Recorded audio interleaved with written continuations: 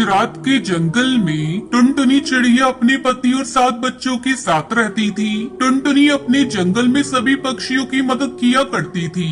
एक दिन जब वो कपड़े सुखा रही थी तो उसने देखा कि मीठी तोती उदास एक पेड़ पर बैठी थी।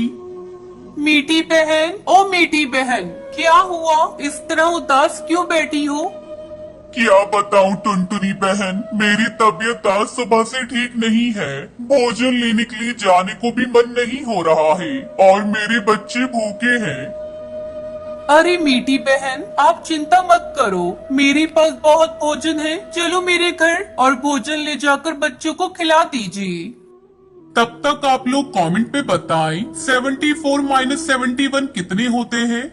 टुनटुनी चिड़िया ढेर सारा भोजन मीठी को देती है। मीठी के जाने के बाद टुनटुनी का पति बंटी कबूतर उससे कहता है, टुनटुनी, मैं इतनी मेहनत से भोजन इकट्ठा करता हूँ और तुम हो दूसरों को बांट देते हो। तुम्हें पता है कुछ ही दिनों में बारिश शुरू हो जाएगी, फिर भोजन मिलना कठिन हो जाएगा। अगर तुम इसी तरह दूसरों को भोजन बांटती रही तो हम बच्चों को क्या खिलाएंगे?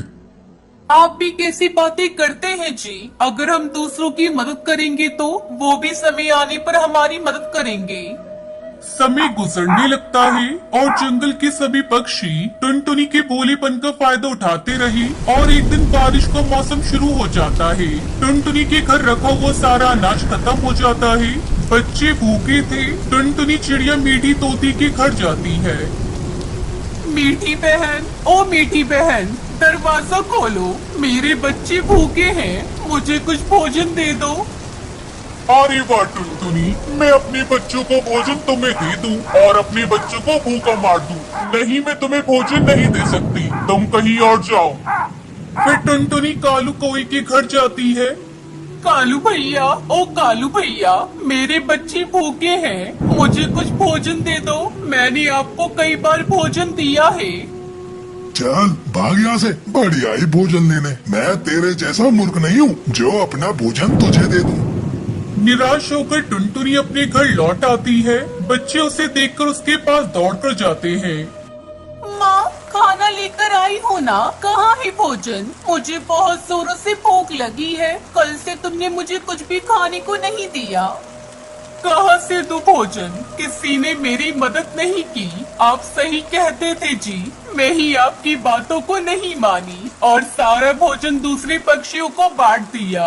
मुझसे अपने बच्चों की भूख नहीं देखी जा रही, गलती मेरी है। सुनो जी, आप एक काम करो, तुम मुझे मार डालो और मेरा मांस पकाकर खुद भी खा लो और बच्चों को भी खिला दो।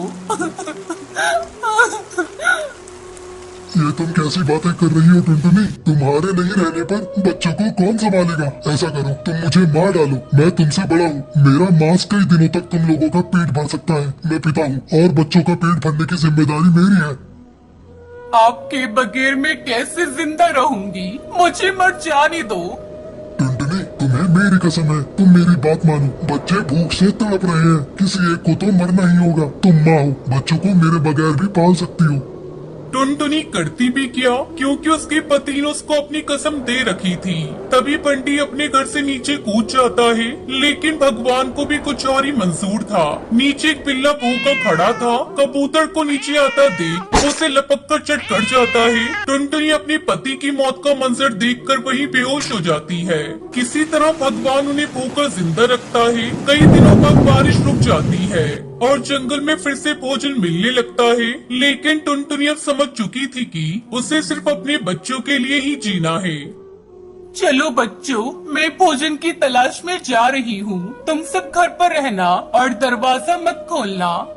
कैसे पता चलेगा कि दरवाजे पर आप हो? मैं गाना गाऊंगी। दरवाजा खोलो मेरे बच्चों, मम्मी है आई।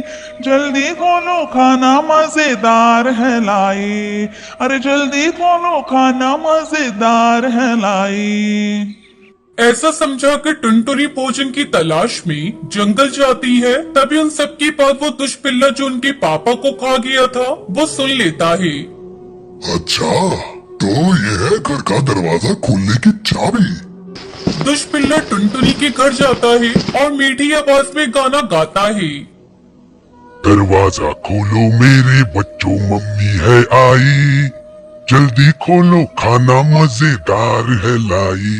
अरे जल्दी खोलो खाना मजेदार है लाई। बच्चे बिल्ली की चाल को नहीं समझ पाते और दरवाजा खोल देते हैं। वो दुष्ट बिल्ला बच्चों को खाने वाला होता है। तभी टुनटुनी चिड़िया वहाँ आ जाती है।